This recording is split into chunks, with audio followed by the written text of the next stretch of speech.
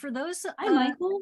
hi, that have one or more hiatal hernias with their SIBO, whether it's minor or moderate to severe, who are the safest practitioner types to correct those, and what percentage rate success would you say full manual correction is on the first run? And complications that occur with that. With credentials, what should I look for? And what questions might be wise to ask the office before booking an appointment? An interesting, excellent question.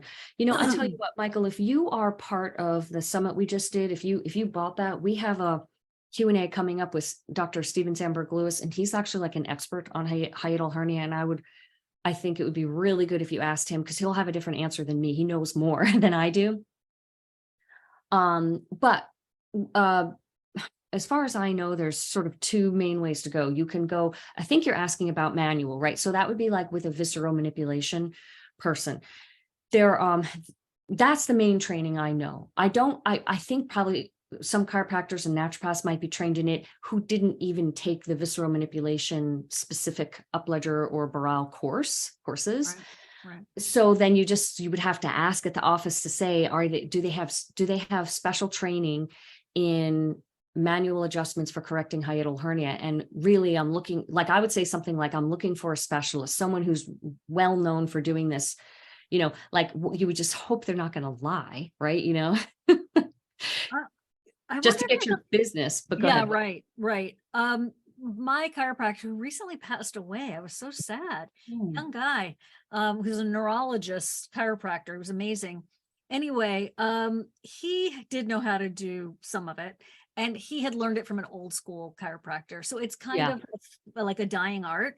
And osteopaths, I think, are another resource you could look into, but not all of them. Yes, absolutely. Yeah. And so in terms of the training, right, because there's people who don't have any, they don't have a thing you can look at because they were just trained.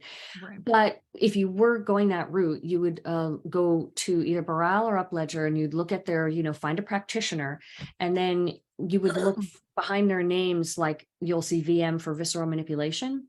The CS is for cranial sacral, and you'll want to see like VM, like 1, 2, 3, 4. You'd look for someone with as many of the trainings as possible. And typically when you see someone with like an extensive list of the VM with all the numbers, oftentimes my eyes will just see, oh, that's a teacher.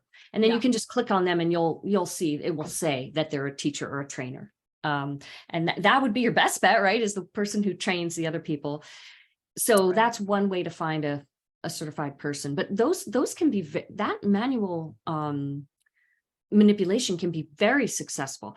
But I do not know the rate. I don't know the rate on the first time. I don't know the rate for how long does it hold? Do you need to keep going back? And I would imagine that would differ on the person as well. And the situation of the hiatal hernia. So the other route to go is, of course, surgery. And they've made massive advances in hiatal hernia surgery. That's something I think Dr. Sandberg Lewis could address. They've been making all these advances in the way and the options that they do for the surgery. So nice. That's good to know.